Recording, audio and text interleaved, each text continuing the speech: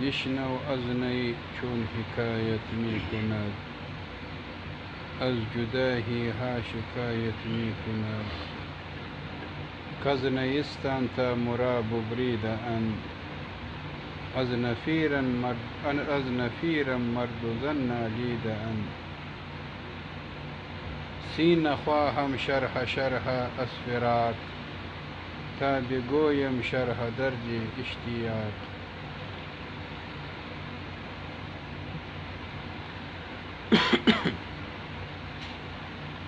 د مولانا جلال الدین رومی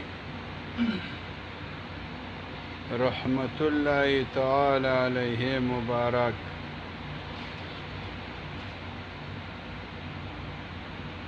کم استدلالات چې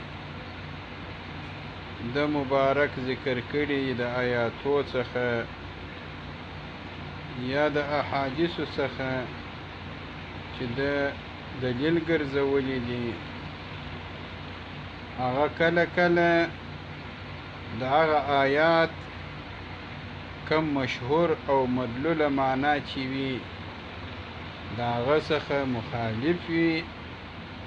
مولانا اشرف علي صاحب مبارک ذکر کړي وه چې دا تحریف نه دی، بلکې دا اجتهادانه توجیه ده چې دی مبارک اجتهاد یې کړی دی او د خپله مدعا یې چې د کم آیات څخه ثابته کړې ده او کم اجتهاد چې ده کړی دی هغه په بل آیات باندې بیرته ثابت کړی دی. د داسې اجتهاد نه دی کړی چې هغه د ځانه کړی، بلکې د نصوص قرآني څخه دا د ده اجتهاد ثابت وي. نو د هغو څخه یو هغه جانبازي ده چې ځان روح قربانول دي په رښتیا باندې، په صداقت باندې چې صادق او وفادار وي. نو د مبارک ذکر کړه چې دی د ټول عالم څخه روګردان سي، الله تعالی ته توجه سي او دی اخلاص په باطن کې پیدا کی. امام ربانی صاحب مبارک ذکر کړی دی چې یو واحد گفتن دی، یو واحد دانستان دی. موږ تاسې چې وایو موږ خدا وایو چې الله تعالی یو دی یو دی یو دی، دا خو موږ تاسې په خوله وایو. یو دا چې موږ په مغز په ریښه کې په دې پوه سو چې واقعي الله تعالی یو دی، دغه واحد دانستان دی. دا د اخلاص رتبه ده، دا د معرفت رتبه ده.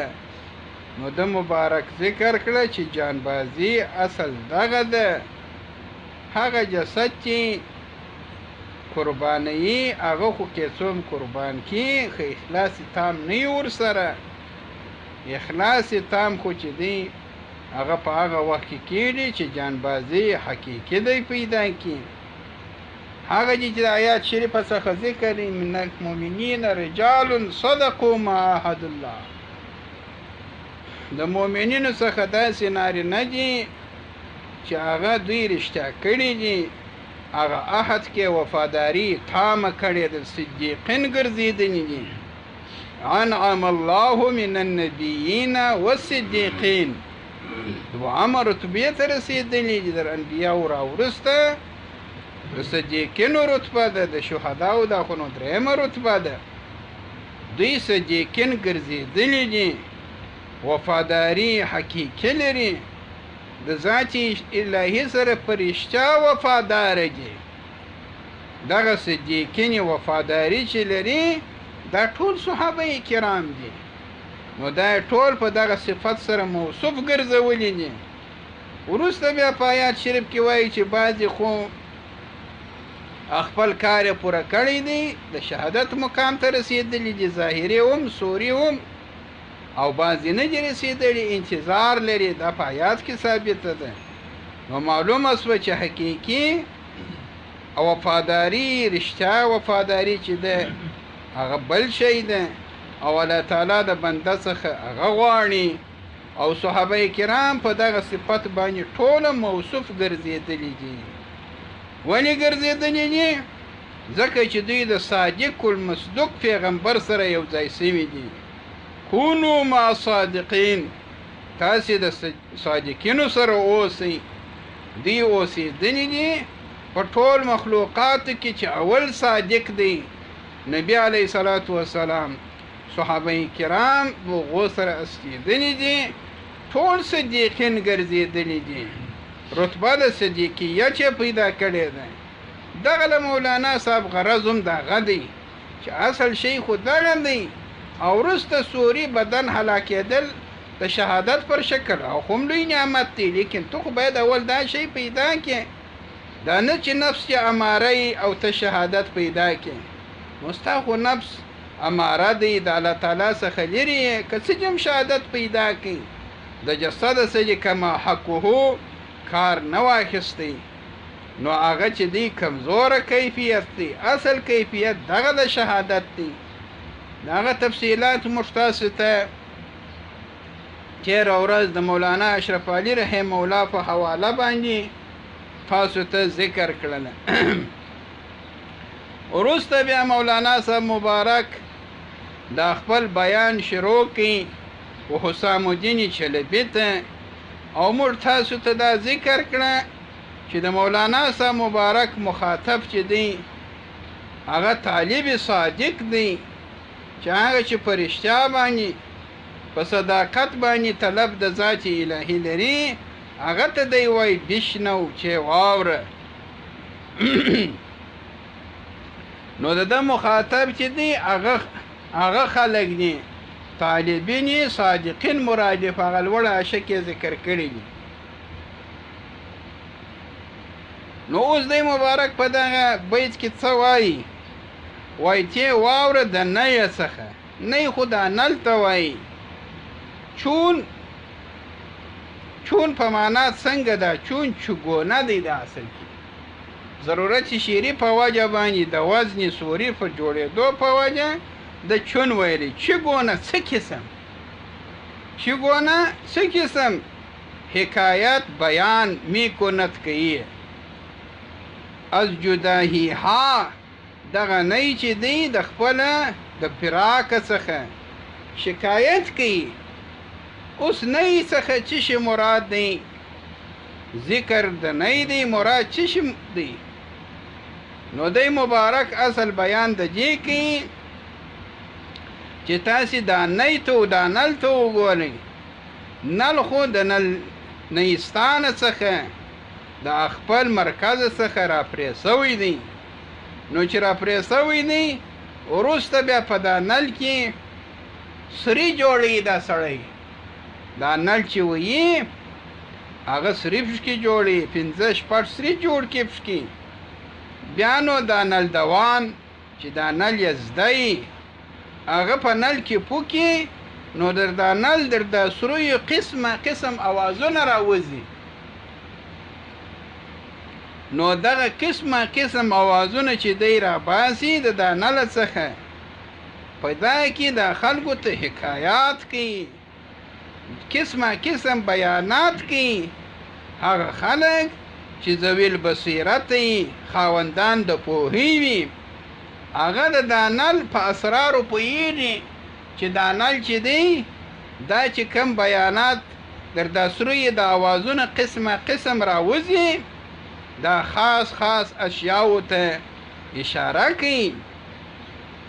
نو نل چې دی، نل خو د چا په خوله کې دی؟ د نل دوان. هغه چې نل وایي بیان بیا چاته کوي؟ نور مخاطبینو ته کوي.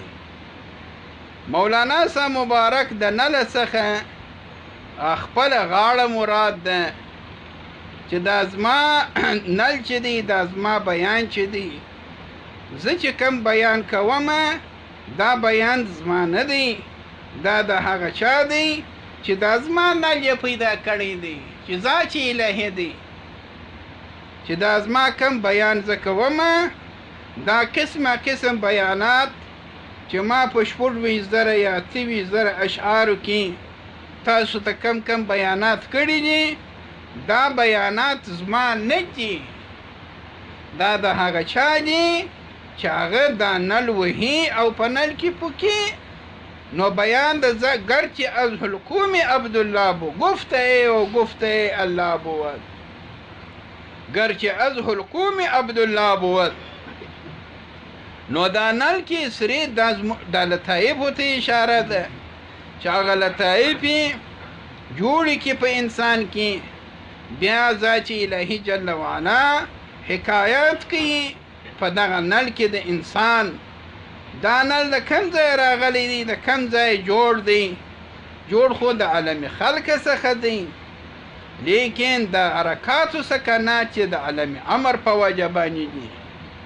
د انسان چې حرکت کوي د روح په وجه باندې کوي، روح چې ده د عالم امر څخه ده. عالم دوه قسمه دی، یو عالم خلق دی، یو عالم امر دی. یا عالم دوه قسمه دی، یو عالم وجوب دی، یو عالم امکان دی. عالم وجوب هغه عالم ته وایي چې هغه ازلی و ابدي، نه ابتدا لري نه انتها لري. دې ته عالم وجوب وایي او دې ته عالم غیب وایي. دغه عالم چې دی په خپل مابین کې بیا درې قسمه دی، یو عالم لاهوت دی، یو عالم ملکوت دی، یو عالم جبروت دی. عالم لاهوت، عالم ملکوت، عالم جبروت یو رتبه د صفاتو ده چې ذات الهی جل وعلا بیان کیږي په صفاتو سره، چې ذات الهی جل وعلا عجب قادر ذات دی، عجب رازق ذات دی، عجب رحم ذات دی. دا صفات دا د الله تعالی بیان په صفاتو کې دی.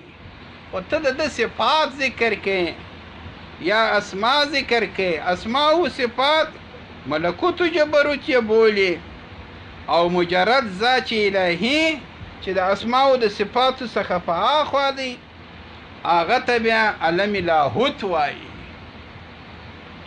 دا درې سره عوالم چې دي په اصطلاح کې د صوفیاو دغه درو سره ته عالم وجوب وایي. ذات الهی امام ربانی صاحب مبارک فرمایي چې ذات الهی هر صفت چې دی هغه موصوف دی په ټولو صفاتو سره. اوس الله تعالی رازق دی، دغه رزاقیت سره سمعیت مر سره دی، بصیرت مر سره دی، ټول شان ور سره دی. نو څنګه چې د الله تعالی هر صفت جامع دی ټولو صفاتو څخه، ذات جامع دی، ذات مجرد موصوف په ټولو صفاتو دی. او صفات عین ذاتی که غیر ذاتی هغه بیا بل خبره ده. صوفیای کرام فرمایي هغه بیانونه وروسته راځي چې د الله تعالی جل وعلا دغه درې رتبې، دغه یو صفاتو ده، یو د اسماءو ده، یو ذات مجرد دی. امام ربانی صاحب مبارک ذکر کړی دي چې د بندو د ذات الهی در مابین او یا زر حجاب دي، 15,000 حجاب چې دي هغه ظلمانی دي، 15,000 حجاب چې دي هغه نورانی دي. دی مبارک فرمایي چې د بندو د ذات الهی در مابین په یو روایت کې وایي 2 قدمه، په بل روایت کې 15 قدمه، په بل روایت کې 7 قدمه لار ده. پر هر قدم باندې 10,000 پردې ستاو د الله تعالی در مابین چې دي هغه استکیږي. 15,000 پردې چې دي په عالم خلق کې دي، عالم امکان کې دي، 15,000 پردې چې دي په عالم وجوب کې دي. څه معنا؟ بنده چې روحاني ترقی وکړي، د سیر په صفات الهیه وکړي، نو د دو د الله تعالی در مابین 15,000 پردې پاتې دي، لیکن ګرد نورانی دي. ځکه چې د صفاتو پردې دي او د اسماءو پردې دي، دا ټوله پردې چې دي نورانی پردې دي. دا نورانی معنا ده چې د اصل څخه معنی نه دي. اوس لکه یو جاله چې پر یو شی وځړې هغه خامه جاله، دغه جاله معنی د اصلي شي څخه نه ګرځي د لیدلو څخه، بلکې اصلي شي ته تزیین ورکوي، قسمه قسم یې ښکاره کوي د اصلي شی. نو دا صفات چې دي، اسما چې دي، د 15 زره پردې چې دي دا ګرد نورانی دي، او دغه پردې چې دي دا ظلمانی دي. نو سالک به دا ګرځوي. خیر دا خدا سو. نو یو خو عالم عجوب سو، دوام دی عالم امکان دی. عالم امکان چې شته وایي چې د ممکنه څخه دی، یعنې در مخه وجود نه درلودی، اوس وجود پیدا کړی دی. دا بیا صوفیه کرام و درو ته تقسیموي. یو ته عالم خلق وایي، عالم شهادت وایي، عالم ظاهر وایي، عالم ناسوت وایي. گرد و نمان د دغه یو دی، الفاظ مترادفه دي، مطلوب او مقصد هغه یو دی.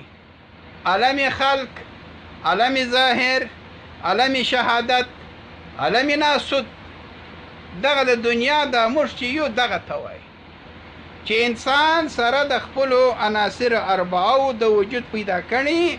د دنیا یعنی د تخت سراسه نیولې، بیا در عرش پورې دې ته وایي عالم خلق. عالم خلق په دې چې دا څه شي دی، دا پیدا سوی دی او دا ظلمانی دی، ځکه چې د عناصر اربعو تاثیرات ورسره دي. دا خو عالم خلق دی. د دې په اخوا دوی عالم مثال یې بولي. عالم مثال به څه دی؟ عالم خلق هغه ته وایي چې مادام لري صورت هم لري.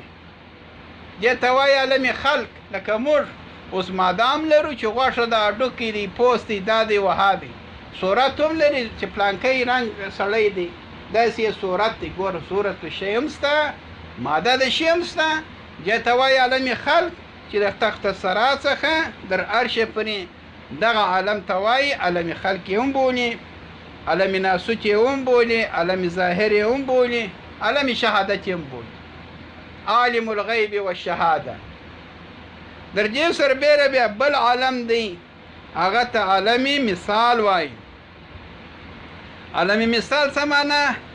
چې په دې عالم کې الله تعالی جل وعلا د ټولو شانو صورتونه پیدا کړي دي، ماده نسته، صورت چې شته. څه معنی؟ لکه اوس موږ یو شی په عکس کې وویلو، نو چې په عکس کې تا زید ولیدی، د زید غوښه و هډوکی پوست خو نسته، صورت شی شته، ماده د شی نسته. نو دغه صورت د شي چې ماده د شي چې نه، دې ته عالم مثال وایي. دغه انسان چې کم خوب ویني دا د عالم مثال څخه ویني. هغه خوب چې شیطانی او وسواسي و دا نه، بلکې هغه خوب رحماني خوب وي. نو دی د عالم مثال کې دا شان ویني، یا در مخه ویني، در چیرسی وي، یا موجوده وي، یا راتلونکي وي، یا دنیا وي، یا آخرت وي.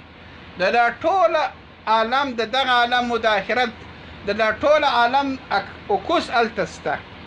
نو جنت وویني، دوزخ وویني، پلانکی ولیدی، دا ولیدی، های ولیدی، د ټولو صورتونه شته. دې ته وایي عالم مثال. خیر دې بیان خو بیا مولانا صاحب مبارک ته خپل هم کوي. دریم چې دی عالم امر دی. عالم امر بیا هغه دی چې نه صورت د شي شته، نه ماده د شي شته. روح د انسان چې دی، عقل د انسان چې دی، دا د عالم امر څخه جوړ دی. نو د انسان وجود چې دی د لسو اجزاو څخه جوړ دی. 15 اجزا د عالم خلق څخه دي چې اوبه دي، هوا ده، اور دی، خاوره ده. دې ته عناصر اربعه وایي. او د دغه ټولو شریعت اصل ته نفس اماره وایي. د څلورو تقاضاو چې سره ګډ وډه کې دې ته وایي نفس اماره. دا خو 15 دي. 15 د عالم امر څخه دي چې هغه څه دي؟ قلب دی، روح ده، سر ده، خفي ده، اخفا ده. دا د عالم امر څخه د روح سره سره د انسان په وجود کې استقرار لري. روح چې ستا په وجود کې راغلی ده، سره د دغه 15 صفاتو راغلی ده چې دا ستا په وجود کې دا لپاره د ارتباط د عالم امر سره، چې د دغو 15 لطایفو په ذریعه به ته خپل اصل ته ځان رسوې د روح چې روح د عالم امر څخه راغلی ده. نو روح ترقي چې ده په طاعت او په عبادت سره ده. د جسد ترقي چې ده په خوراکو په چښلو سره ده. د بدن ترقي چې ده په خوړلو سره ده، په چښلو سره ده، د بدن په پاللو سره ده. او د دنیا کې چې ټول شان پیدا دي هغه د دغه دپاره پیدا دي چې ستا جسد وپالي. ستا جسد بیا د چیش دپاره پیدا دی چې ستا روح وپالي.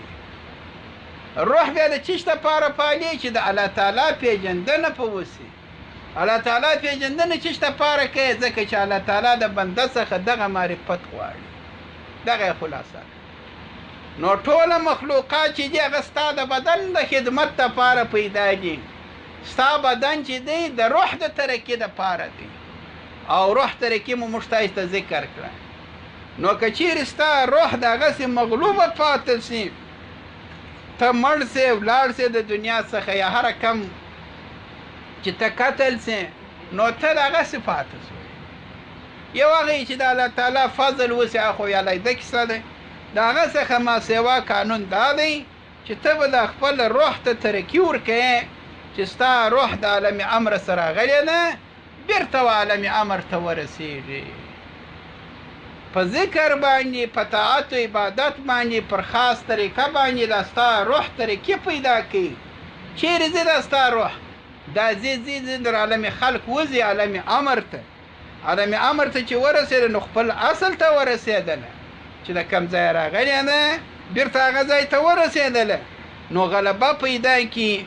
هلته چې ته دا ورسېږي چې د جسماني تقاضاوې کمې، د هغه کیفیت کمې، نو روح چې هلته ورسېږي ټول شان یې ور په یاد سي. هغه وعده د الستو یې هم په یادېږي هلته چې د الله تعالی سره یې وعده کړې ده چې زه به د الستو په ورځ چې زه ستاسې عبادت کوم، ستاسې د پیغمبرانو اطاعت کوم. د الله تعالی سره چې کم کلام کړی دی د هغه خوند، د هغه لذت، د هغه کمالات ټول ورته معلوم سي. حضرت علي کرم الله وجهه فرمایي چې زما وعده د الستو داسې په یاد ده لکه پرون چې مې کړې ده. ګوره هغه روحاني طریقې لري. اصل کې عالم امر ته د عالم امر لوړ رسېدلی دی، کمال ته رسېدلی دی. نو دی مبارک اوس دغه وایي دا زما روح چې ده دا شکایت کوي د چی څخه؟ د هغه جدایي څخه. دغه عالم امر چې دی و عالم وجوب ته نږدې دی، نوراني عالم دی. ګوره دا روح د خپله نوراني ده. ولې نوراني ده؟ په دې نوراني ده چې عالم وجوب ته نږدې ده، چې د رتبه د صفاتو ده، رتبه د اسماو ده، هغه ته نږدې ده. نو ځکه نورانیت یې ډېر دی. دی مبارک فرمایي وای دا زما نل، دا زما غاړه عجب حکایت کی، عجب قسم حکایات کی چې د عالم قدس څخه را جلا سوی ده. دلته د عالم الله ورته ذکر دی از جدایی ها شکایت میکند. جدایی ها ډېر جدایی ده. یو خو جدایی ده هغه خو مفرد دی.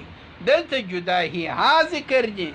وای د ډېر جدایی څخه دی شکایت کوي. اوس نو بیا د کوم جدایی څخه دی شکایت کوي؟ دا چې الله تعالی جل وعلا فرمایلی دي كنت كنزا مخفيا فاحببت ان اعرف فخلقت الخلق. وای زه حدیث قدسی دی، زه یو خزانه پټه وم، زما دا خوښه سوه چې زه وپېژندل سم. زما دا خوښه سوه چې زه وپېژندل سم. محبوب اولی د ذات الهي څه شی دی؟ پیژندنه ده. فخلقت الخلق، نو ما مخلوق پیدا کړي. مخلوق می د دغه دپاره پیدا کړي چې ما وپېژني. صحیح؟ اوس نو الله تعالی جل وعلا چې دا اراده کړې ده كنت كنزا مخفيا فاحببت ان اعرف فخلقت الخلق. اوس ذات الهي په خپل ذات کې ویني در صفاتو په اخوا ذات الهي دا اراده کړې ده یو خو صفت د ارادې دی، یو د خپل ذات دی. دغه د خپل ذات ته احدیت مجرده وایي. یو توحید شهودی دی، بل توحید وجودی دی. دا اولیاء کرام دوه قسمه دي چې توحید وجودی والا دوی تنزلات خمسه اعتباري ثابتې اعتباري دي، اعتقادي نه دي. دوی وایي یو ذات مجرد دی، دغه ذات مجرد ته احدیت ذاتیه وایي چې دا اجمال دی. بیا صفات دي، دغه صفاتو ته بیا څه شی وایي؟ وحدت وایي او واحدیت وایي. دا درې رتبې دي. دی مولانا صاحب مبارک فرمایي وایي هوغه ذات الهي چې ګرسراج ذات مجرد کې اراده کړې وه چې زه مخلوق پیدا کوم. نو چې مخلوق پیدا کوم نو خو د مخلوق دغه زه غواړم چې وپېژندل سم. صحیح؟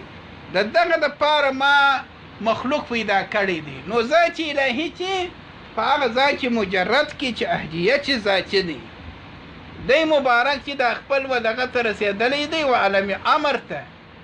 دا د روحانیت د مبارک چې عالم امر ته رسېدلی دی، د ده هغه شان په یاد سوي دي کوم چې ذات الهي دغه اراده کړې ده چې زه مخلوق پیدا کوم. نو چې مخلوق پیدا کوم نو د زما روح یې د عالم ارواح څخه را جلا کړله. چیرې راوستله و دا جسد ته دپاره د دې چې ترقي وکړي. که دا روح په عالم ارواح کې وای ترقي خو یې نسوای کولی. نو دا زما روح یې د عالم امر څخه راوړلی و عالم خلق ته. جسد یې پیدا کړي، په جسد کې یې پوه کړله. دغه چې پوه کړله اوس نو وایي ته بیرته د خپلې روح ته ترقي ورکړه چې بیرته د عالم ارواح چیر سي، صفاتو ته ولاړ سي. در صفاتو وروسته ذات مجرد ته ځان ورسوي. دغه ذات مجرد ته ځان رسول دغه نو لوړ کمال دی. دا انتهایي رتبه ده چې ته به بیرته هغه ته ځان رسوي. ښه، نو چې هغه ته ځان رسوي نو خو یوه جدایي د ذات الهي مجرده څخه ده، یوه جدایي د صفاتو ده، یوه د اسماو ده، یوه جدایي د عالمي امر څخه ده. وای دا ګرده جداییګانې ما ته را معلومې سولې چې ذات الهي جل وعلا څخه موږ څومره لرې سوي یو. د دغه جدایي شکایات ما خلکو ته کول چې موږ خو عالمي امر ته زه راورسېدم، لیکن خو زه د ذات مجرده څخه بې نهایته لرې یم، ځکه چې 15 زره حجاب نوراني پاته دي. نو د هغه جدایي شکایت کوم. دا ټوله په امر الهي باندې دا مخلوق پیدا سوی دی. نو د ذات الهي جل وعلا څخه موږ لرې سوي یو. بیرته موږ هغه وصل طلبو. دی وروسته هم وایي چې بیرته موږ الله تعالی جل وعلا ته ورسېږو، ذات مجرد ته ورسېږو. دغه لرېوالی چې دی، دغه لرېوالی د عالم قدس څخه، عالم قدس دغه عالم وجود بولي، او په عالم وجود کې ذات مجرد چې احدیت ذاتیه بولي. د دغه له جدایي څخه وایي زه ډېر شکایت کوم. دا زما نه عجب حکایت کوي، دا خپلو جداییګانو ډېر شکایت کوي، ځکه چې از نیستان تا مراب بریده ان. نور تفصیلات هم دا ځای لري، بیا تاسو ته ذکر کوم.